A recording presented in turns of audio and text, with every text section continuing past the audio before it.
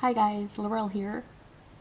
Okay, so this month's deep conditioner is borrowed from Pink Flower 350, and she has a video titled DIY Avocado and Yogurt Deep Conditioner, something like that. And I was drawn to that one because of the avocado in her mix. That just works perfectly with my hair. Secondly, her mix has bentonite clay. And I had never thought to use that in a deep conditioner before. I've used it to clean my hair in the past, but never with a deep conditioner. So I thought I'd try that out and see how it works. So let's see. Really, it's a very simple mixture to make, and I really like that. Quick and simple. So you should have most of the ingredients needed in your kitchen or maybe with your other hair care products already.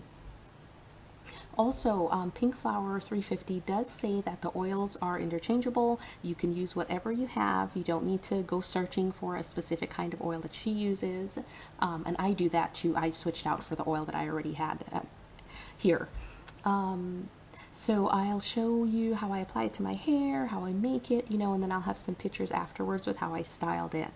But I do want to mention that it was a great deep conditioner. It worked very well with my hair. It was easy to put it on, and I left it for about like a half an hour or so. It smelled really good. I washed it out after that.